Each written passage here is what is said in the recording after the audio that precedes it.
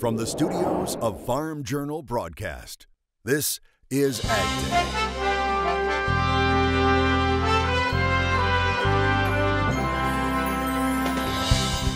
The results are in. It's a special edition of AgDay from the 2018 Pro Farmer Midwest Crop Tour. And we're seeing big numbers come out of Nebraska, but how good is the crop? We'll have more ahead in the show. From the yields to the markets. So the world is short of feed grains, and the feed grains feed the animals, and we have more meat demand than ever. Where do the results take farmers from here, while the world watches a big U.S. crop race toward harvest? Coverage of the Pro Farmer Midwest Crop Tour is brought to you by Pioneer. You can always count on your local Pioneer team to provide year-round support. Year after year, Pioneer is committed to the success of every acre on your farm. Pioneer, with you from the word go. Good morning, I'm Clinton Griffiths. As August races to a close, the Pro Farmer Midwest Crop Tour has put together its best guess for the size and potential of that 2018 crop. More than 100 scouts spreading out across 7 key states in the Corn Belt on the 26th annual trek to judge the size of the nation's major crops. Thousands of miles, thousands of samples, and a sharp pencil as a team ready to roll out its final numbers for 2018. Now let's get straight to the numbers. Pro Farmer using Crop Tour data along with other factors to put out its final expected yields on corn. Pro Farmer says there's a 14.5 billion bushel crop with an average yield of 177.3 bushels to the acre. Now that's below USDA's August projection of a record 178.4 bushels per acre yield and a 14.6 billion bushel crop. Pro Farmer stressing their projections is plus or minus 1%. On soybeans, Pro Farmer settling on a yield projection of 4.683 billion bushels with an average yield of 53 bushels to the acre. In August, USDA pegged the crop at 4.59 billion bushels and an average yield of 51.6. Pro Farmer says their soybean number is plus or minus 2 percentage points. It's a heck of a good bean crop. We know that it's a good bean crop. We counted a lot of pods. The big difference between this year and last year is that there's no new growth out there. There's no blooms. There's very few blooms. We're not going to continuously add to this bean crop this year like we did last year. Breaking things down by east and west. Out east, scouts began their survey near Dublin, Ohio, moving across to Indiana, Bloomington, Illinois, Iowa City, and finishing in Rochester, Minnesota. Starting in Ohio with what scouts call one of the best crops they've ever seen. Ohio's one of those states where if they get the moisture, they can have very good growing conditions and very good yields. And if they don't, it shows stress, and we're not seeing the stress so far. Low stress and yet well ahead in maturity. Month and these guys could be combining these beans, and a couple of weeks this corn will be mature. So things are thundering right along. Next door, Indiana rains brought mud in wet fields, but more strong yields. Forecast right now is at 186, up from 180 last year in Indiana. I feel like it meets our expectations pretty well. On soybeans, more maturity and more pods. But we are seeing more 3-4 bean pods. These are probably the best beans we've seen today. I-State number 2. Having come through this route last year as well, I think that while the yields have been consistent, they haven't really been not nearly as good as they were last year. Central Illinois farmers concur. I think we're going to be in that 200 plus to 225 area, probably down 10% from last year's average. Soybeans, a different story, with records on the horizon. To the west, Iowa fields facing variability north to south. And corn is maturing quickly. Seems to me like if we mature a crop this early, I don't know if we can have the yield that we've had last 2 years because we had such a cool August. Like Illinois, Iowa beans are set to impress. Whoa, that's quite a few pods on these plants here. It's across the Corn Belt. Excellent pod counts, way up from what we found last year. To the west, scouts began the week in Sioux Falls, South Dakota, trekking through Nebraska to Spencer, Iowa, and meeting up with the eastern leg in Rochester, Minnesota. Southeast South Dakota kicking off the west. The crop looks amazingly pretty good for all the wet weather. The yields are all over the board so far that we've found. There's also some nitrogen issues in the fields that you can see as you drive by. Wet weather adding stress to corn. Beans, however. Soybeans have had some decent pod counts, and the same thing. There's some drowned out spots, but the beans are clean. Now they need heat to finish. Other parts of the state remain dry. It's probably as good as I've ever seen it look. Nebraska crops are turning heads. It's been a very consistent crop. Soybeans also growing strong. Plant count in this area is much better than what I was seeing yesterday as well. In southern and western Iowa, good reports given the weather challenges of 2018. I was kind of thinking we were going to see some ragged plants and some pollination issues. So far, we've not seen that at all. The same may not be true for Minnesota. These fields are probably the most immature fields I've seen in South Dakota and Nebraska so far, and Iowa, of course. So I think that's just a testament that they had so many planting problems early on in the season. That's corn. Soybeans, once again, taking their own path toward harvest. So they still might be able to harvest some good beans. They're not going to be anywhere near what they were last year. Like Ohio to the east, Nebraska putting up significantly better numbers in 2017. Betsy Gibbons spent the week on crop tour and reports from the garden spot of the Western Leg. If you ask, Brandon Honeycutt is likely to share the potential of the Nebraska crop. What is the crop like in this area of Nebraska? You know, we've been blessed this year. Our crop in Nebraska in this area looks really good. Others may not be as willing. It's been kind of that, okay, you're not going to believe the number, so I'm not going to say it. Just as scouts along the western leg of the Pro Farmer Midwest Crop Tour ground truth the potential of this year's Husker harvest. USDA pegging 196 bushels per acre as an average yield. The samples from Pro Farmer's two-day tour total an average yield of 179, fairly close to the department, since Pro Farmer tends to be 15 bushels below USDA's estimate. We measure about 40% of the irrigated fields in Nebraska. There's about 60% of the fields in Nebraska that are irrigated. The health of the crop, however, does not come without a wide range of opinions. I don't know if I ever saw a field all day that didn't have an owie in it. Nothing dazzling, but nothing horrible. It's the regular old Nebraska crop. It may just depend on the route. Scouts saying the northeastern path from Sioux Falls, South Dakota to Nebraska is consistent with a lush green view. The corn it just had a dark green color to it all year long. Despite the consistency, hail damage is hard to miss. Then we hit an area, we drove 10 miles and it was all zero. The crop you're seeing in this part of Nebraska, does it make up for the loss you saw with hail yesterday? I would say yes, because if you only have, say, 0.5% of the acres are hail damaged, but every field is a couple percent better than last year, it more than makes up for that. Some of that northern Nebraska corn is going to be as much as 20, if not 30 bushel an acre higher than an actual production history that producers would have on their crop insurance. The northern tier of Nebraska is going to wipe away so many concerns of southeast Nebraska. It's dry land that may carry overall yields. The dry land is going to be enough to compensate for a lot of those storm events. The Nebraska crop this year has potential, something Honeycutt is thankful to see.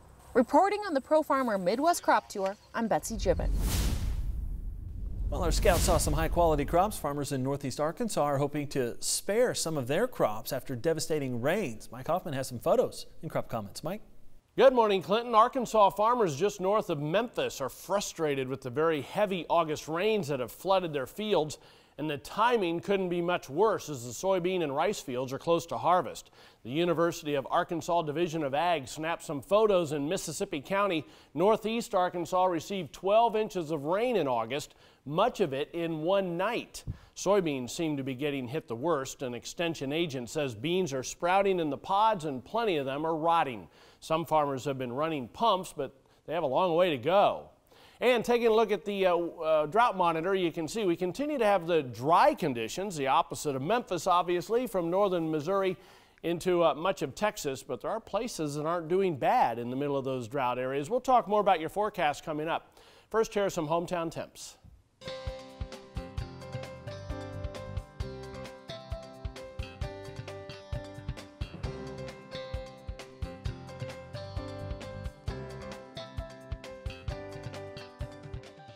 When we come back, we'll discuss the market impacts of last week's tour and what these final yield estimates ultimately mean for prices. And later, we'll talk crop quality, maturity, disease, and pest pressure with agronomists on tour. Join Andrew McRae for Farming the Countryside, a farmer-focused podcast that is all about production agriculture. Farming the Countryside is available wherever you listen to your favorite podcast and is brought to you by Nutrien Ag Solutions, the world's largest provider of crop inputs and services. Crop Tour scouts from both legs of the tour, farmers, industry stakeholders pouring into a meeting hall on Thursday night last week to hear the final numbers. Tyne Morgan spent a good part of the week on the eastern leg and asked what these estimates ultimately mean for markets in 2018. Well, here now with both of the Crop Tour scout leads. Brian Grady was on the east, Jeff Wilson on the west. Now that we know the numbers, we've talked about the results, we've seen what Pro Farmer came out with. Let's talk about the market impact. I mean, Brian, you look at this national yield in corn, and we know that there were high hopes from USDA, and there's a big yield out there that they posted in the August report. But does the market even care about supply? Well, it should, because we're at the point now pulling down domestic carryover, pulling down domestic stocks to use, global carryover, global stocks to use. You know, we got a supply side market that's favorable for corn.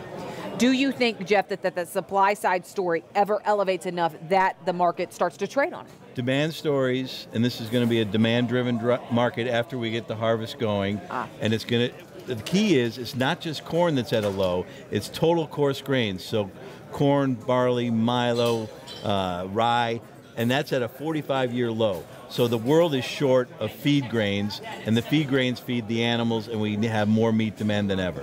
Okay, Jeff, Brian, moving to soybeans. I mean, soybean yields this year, the pod counts, amazing. Just bountiful beans out there. Can this market and these prices handle the crop that may be in the field this year? Well, they have to handle it. I mean, carryover is excessive at this point in time. We know that. But I think the market wants trade. It wants a trade deal, and as soon as it gets a trade deal, it's going to respond with positive prices. Is that the only hope for the soybean market at this point, Jeff? Soybean has soybean meal demand. Soybean meal demand is growing. It's been growing for, I think, 10 years straight. We have record meat demand. The foreign countries that are producing their own meat understand you have to feed them protein, and that protein is made from soybeans, and we are the cheapest bean available to anybody but the Chinese. But does that story come into play if we still have these trade tensions going on, Brian? Well, the longer the trade tensions last, the heavier the cloud is that hangs over the marketplace. We need that to be lifted. Once that's lifted, I think prices will be lifted as well, just on, relief buying. All right, thank you both for joining us. We appreciate it. We need to take a quick break, and then we'll have a check of weather here on Ag Day. Advice, information, ideas, and more. If it's ag tech, it's in the Tech Tool Shed, your unbiased, one-stop source for everything ag tech.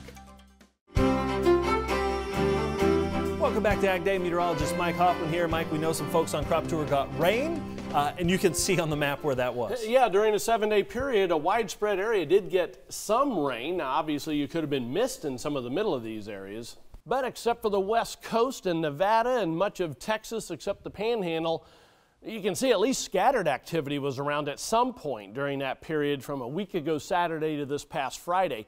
But some of the heavier amounts, you can see a little bit of North Carolina got some, but basically from the Panhandle of Florida on up into northwestern Mississippi, eastern Arkansas. Some areas ended up with 3, 4, 5 inches of rain, and farther north, pockets of the northern plains ended up with some nice amounts. Obviously, if you're in the drought areas, northern Missouri, some of the surrounding areas, you would have liked a lot more than this. You can kind of see there's a little bit of a hole there in some of the heavier amounts. But there were some heavy rains around those areas, and there were some pockets up in the Dakotas as well that's starting to get dry. There's the jet stream as we start the week, and you can see the ridge in the east, trough in the west, kind of a flip-flop of what we've seen. We do have a trough coming through the northern tier of states through the middle of the week, and then that goes on by. And it looks like as we head into the Labor Day weekend, we'll see that ridge building back up into the Mississippi Valley and moving on toward the east coast as well by that point with a little bit of a trough in the west. So we're in another transition period here. We're going away from that ridge out east and the trough, ridge out west and the trough in the east. There's the above normal temperatures this week for most of the east, most of the central Mississippi Valley, and most of the southwest. Only areas western Montana, northwestern portions of the country below normal. Precipitation this week from Iowa, Minnesota, eastward through eastern Canada. Above normal, below normal Tennessee through much of the west. 30-day outlook for temperatures. Above normal for all of the northern tier of states, most of the southeast, most of the west coast. Below normal for West Texas. And then you can see above normal Central Plains back into the southwest. That could be some good news. Below normal southern Mississippi Valley and the northwest. That's a look across the country. Now let's take a look at some local forecasts. First of all, for Fresno, California, hazy sunshine, hot again, high of 93 degrees. Pierre, South Dakota, partly sunny, not quite as hot, but still high of 88. And Wheeling, West Virginia, a mixture of sunshine and clouds, and on the muggy side, high of 87. All right, our crop tour special continues from Rochester, Minnesota with a look at the agronomic qualities of fields this season. Join Andrew McCrae for Farming the Countryside, a farmer-focused podcast that is all about production agriculture. Farming the Countryside is available wherever you listen to your favorite podcast and is brought to you by Nutrien Ag Solutions, the world's largest provider of crop inputs and services.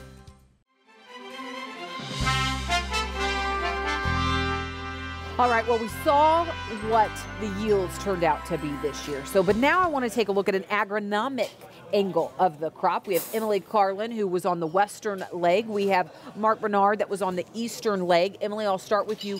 What stood out to you agronomically about the crop this year in the west? I would say agronomically, I mean, the storm damage was evident as we made our way through every state this year. I think normally we always see storm damage in Nebraska, but this year what really stuck out to me was that there was a lot of storm damage in Iowa and South Dakota and just a lot of spots, which added to the variability. But when you look at areas that didn't go through some of that storm damage, we had some really strong yields, especially in western Iowa. And I mean, it really was just a strong crop. And I think that what surprised me the most was the lack of disease, because coming into the tour, I really thought that we were going to run into a lot of it, and we didn't.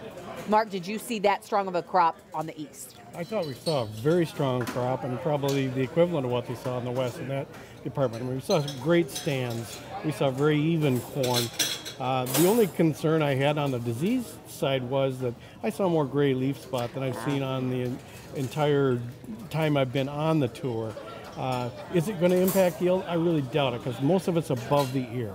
Real quick, Emily, maturity of the crop. How mature of the crop was the west? Because I know that really impacts how accurate these yield counts are. It really was. It was a very mature crop. I mean, it was probably the maturest crop that we've seen in the past 3 years. Really? I mean, it was really far along. And when you look at the Nebraska crop too, it was just solid. I mean, those stalks were green from top to bottom, and we don't normally see that on non-irrigated ground. Right. So I really think just the overall health of the crop was really powerful this year. What about you? I was on the east with you, Mark, and we saw some pretty mature crops as well. Absolutely. We were looking at corn that was half to 1/4 milk line left showing, and that's a week to 2 weeks from physiological maturity. Real quick with soybeans, did you see a lot of potential, or were you measuring the actual yield out there? Kind of what stage were you? I think that we were measuring the actual yield that was out there on our side. The only spot where we got into a little bit of the potential side was in Minnesota, of course. But the one thing that a lot of crop scouts observed this year was just how many beans were per pod, and I think that might be where some discretion might come into play, that it might be a little bit low there. Mark, what about you? Our bean crop was very mature. Most of it was R6 on most of the trip. Those full pods are going to be measuring actual yield in most cases. All right. Thank you both for being here. I know it's been a long week last week for you on Crop Tour, so I appreciate it. All right. Back to you, Clinton. All right. Thanks, Tyne. We'll wrap up our look at the 2018 Pro Farmer Midwest Crop Tour with perspective from across the world.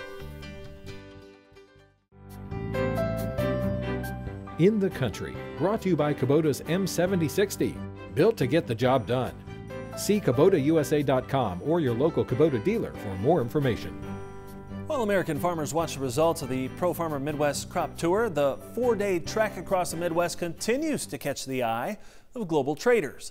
Grain traders, buyers, and farmers come from all corners of the globe to be scouts on tour each and every year. From Asia, South America, Europe, and Australia, the size and scope of the American crop continues to be a draw for those interested parties. Like Ian Baller, an Australian fund manager who's based in Singapore. I trade a lot on CBOT, but these are futures on corn and wheat and soy, and it's, it gives me a much better perspective on the yields. The things that are affecting the yields. You can look at a satellite image, you can look at a USDA report, but until you actually get down in the field, you don't get a full appreciation of, I suppose, the differences and the things that can actually impact it. Baller's well traveled. He's been to Europe and also Brazil this year, as he describes the 1,000-mile trips grain haulers must take to get their soybeans to port. The Midwest looks quite a bit different. That's all the time we have this morning. We're sure glad you tuned in. From all of us here at AgDay, I'm Clinton Griffiths. Thanks for joining us on this special Crop Tour report.